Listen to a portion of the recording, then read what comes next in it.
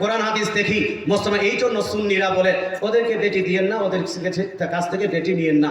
এরপরও যদি আপনি পাবলিক না মানেন, এটা আপনার পার্সোনাল, আপনার ব্যাপার, কিন্তু আমাদের বোঝানোর দায়িত্ব আমরা বুঝিয়ে দিলাম। আচ্ছা, ভুলটা কে আগে করেছে আপনারা বলুন তো? ওরা না আমরা? বলুন না ভুলটা ওরা করেছে, কেউ করেনি। আজকেই যদি, আমি আপনাকে গ্যারান্টি বলছি, আজকেই যদি দেওবন্দি ওয়াহাবিরা যদি বলে আমরা তওবা করে নিলাম, আজ থেকে আমরা কেউ সুন্নিদের উপর শিরকের ফতোয়া লাগাবো না, বিদআতের ফতোয়া লাগাবো না, যতগুলো ফতোয়া লাগিয়েছি সব ফতোয়া থেকে আমরা তওবা করে নিয়েছি, যতগুলো আমরা উল্টাপাল্টা কিতাবে লিখেছি সব আপনার কিতাব থেকে আমরা তওবা করে নিয়েছি। আজকেই যদি এরা তওবা করে নেয় সুন্নিদের উপর থেকে ফতোয়া, বিদআতের ফতোয়া, রাসূলুল্লাহর উপর বিদআতের উপর শিরকের ফতোয়া, আজকে যদি নেয়, কালকে আমরা ঘোষণা করব যে ওয়াহাবি আর সুন্নি এক হয়ে গেছে। জোরে বলে সুবহানাল্লাহ। নারে তাকবীর, নারে রিসালাত, ইয়া রাসূলুল্লাহ। মুসলমান দাও, ওরা যেন একটা ফতোয়া দাও যে আমরা আর বলবো না। কি হুজুর, হ্যাঁ, শিরকের ফতোয়া লাগিয়ে চুপচাপ বসে আছো আর সমাজের মধ্যে ঝামেলা লাগাচ্ছ।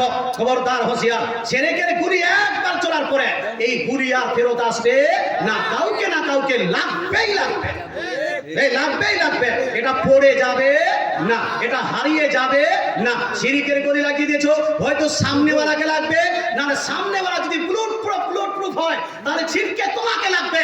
আর সুন্নিরা এখন থেকে নয়, নবীর যুগ থেকে বুলেট প্রুফ। চলে সুবহানাল্লাহ। মুসলমান, তাই আগে নিজেকে বোঝাও, নিজে ওয়াহাবিদের মৌলবীদেরকে শুধরাও, তারপরে সুন্নিদের সঙ্গে আপনার লাগতে আসো। যাই হোক ভাই, আচ্ছা, আলোচনাকে বুঝতে পারলেন, সমস্যাটাকে বুঝতে পারলেন? মুসলমান, যাই হোক, আল্লাহ তাআলা আমাদের বুঝার তৌফিক দান করুন, আমল করার তৌফিক দান করুন, আমিন। আচ্ছা, এই প্রশ্ন উত্তর হয়ে গেল। একবার দরুদ শরীফ পড়ুন, আল্লাহুম্মা। জালসা করার জন্য টাকা নেওয়া, আমার রিসার্চ মোতাবেক, আমার জানা মোতাবেক, এই প্রসঙ্গে ওয়াজ করার জন্য, এই যে জালসা বক্তৃতা করার জন্য টাকা নেওয়া, আপনার টাকা চুক্তি করা, এই প্রসঙ্গে উলামায়ে আহলে সুন্নাতের মধ্যে মতভেদ আছে। কিছু উলামায়ে কেরাম জায়েজ বলেছেন, কিছু উলামায়ে কেরাম নাজায়েজ বলেছেন বিষয়টা। হ্যাঁ, প্রথমে এটা টোটালি নিষিদ্ধ, নাজায়েজ, হারাম ছিল। হ্যাঁ, মুতাকাদ্দিমিনের জামানায় টোটাল নিষিদ্ধ, নাজায়েজ। ইভেন ইমামতি করার জন্য টাকা চাওয়া, এটাও নিষিদ্ধ, নাজায়েজ ছিল। কথা বোঝা গেল?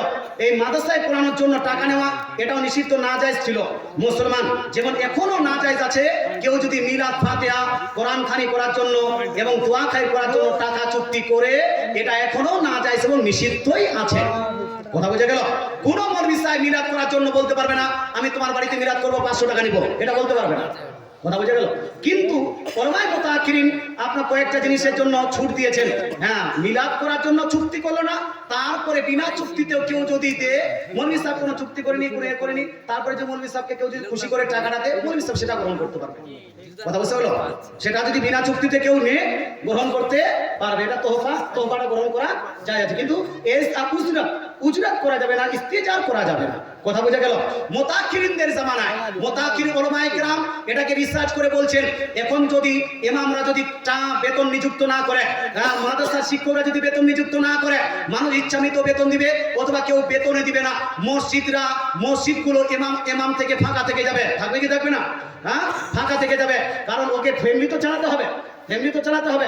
এই জন্য মুতাআখিরিনরা গবেষণা করার পরে মুতাআখিরিন উলামায়ে কেরাম বলছেন যে ইমামতি করার জন্য টাকা নেওয়া, এটা হলো জায়েজ।